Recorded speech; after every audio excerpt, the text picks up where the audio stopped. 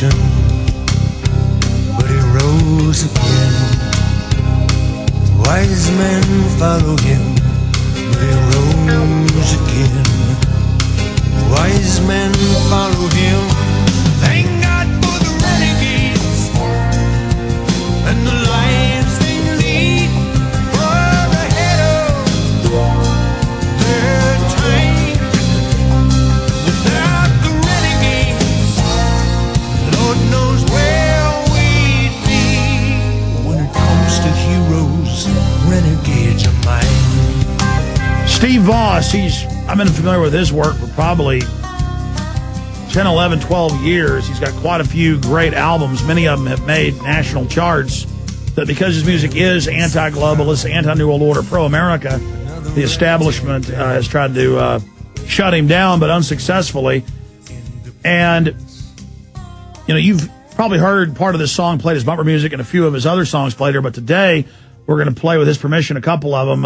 In fact, let's keep rolling with Renegades right now if we can.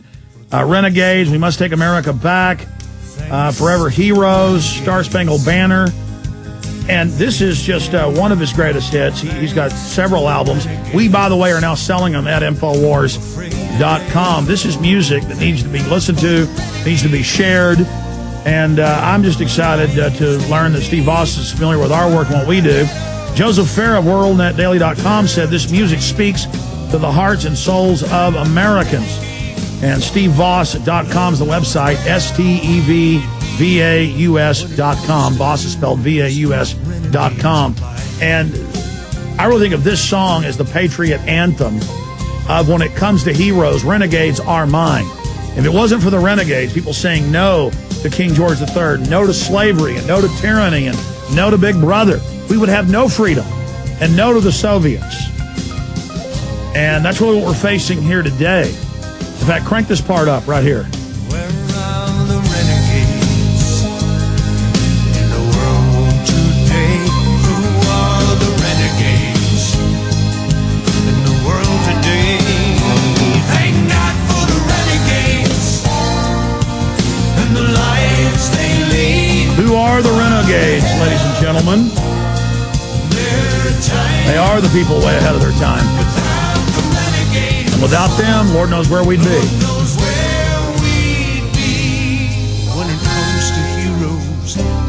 And we'll play some more of these songs uninterrupted by me, but I want to go ahead and go right to Steve Vaus, and we will open the phones up for Steve Vaus and any other subjects you want to bring up. But we'll just keep him the rest of the hour if he can do it.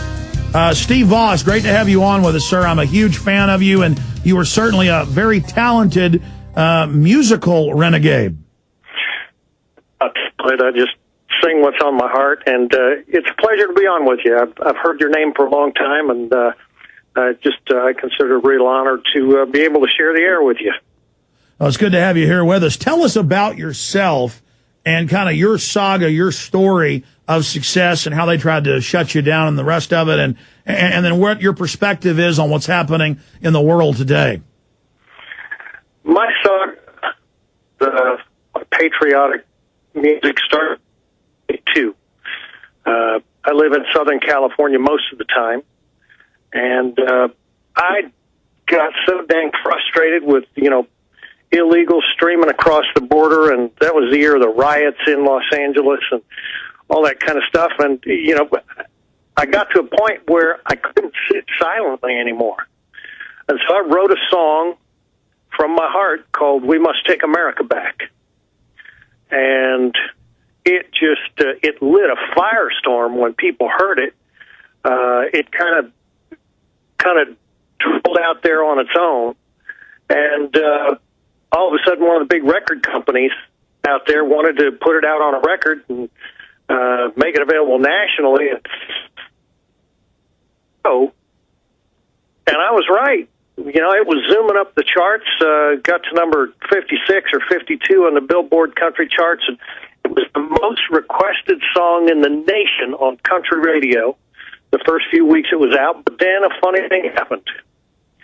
Some of the most powerful, some of the most influential country radio stations in the big city said, hey, look, we don't care where it is on the charts. We don't care how many requests we get for it. We're not going to play it because we don't agree with it. And that was the end of my RCA career. They canceled my tour, took the record out of the stores, told radio stations to stop playing it. And I'll tell you what, that lit my fire more than it had ever been lit before. I immediately bootlegged the record, started selling it myself out of the trunk of my car, touring on my own, and haven't stopped since.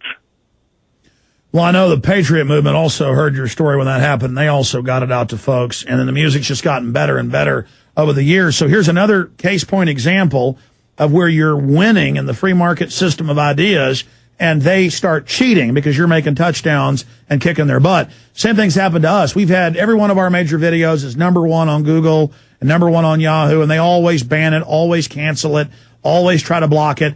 And that's because in the war of ideas, people who really stand for the Bill of Rights and Constitution, we're in the right. We have the people's support. The people are sick of this crap. And then meanwhile, we have Billy Ray Cyrus with his daughter, who plays the part of Hannah Montana. Did you know she's out pushing for the Cyberbullying Act that would ban free speech in America? Forget hate crimes bills. It says, Steve Vaus, if you're not aware of it, I'll give you the bill number. It says that if someone says what you said hurts their feelings, the feds are going to indict you with a felony federal charge. So that kind of stuff is okay to have big corporate backing and media backing as long as you're pushing anti-free speech. But as soon as you tell the American people to take America back and put out something truly moral and wholesome, we're going to play the song coming up here in a moment, then it's got to be censored. What does that say about the controllers of this nation and this planet? Lord knows. I mean, they definitely want to quash free speech. And I just figure if they win, I'm going to be in prison with a lot of fine Americans. As long as I got one breath left in these old cowboy lungs, I'm going to be singing these songs come what may. The fact of the matter is the people respond to this stuff, and the people need to take this seriously. And I know your listeners do. We've got to have our eyes wide open to what's going on in Washington, D.C., and not just talk about it, but do something about it. Absolutely. Well, with your permission, we're going to play We Must Take America Back right now. Play it loud. So here it is, ladies and gentlemen. Crank it up, guys.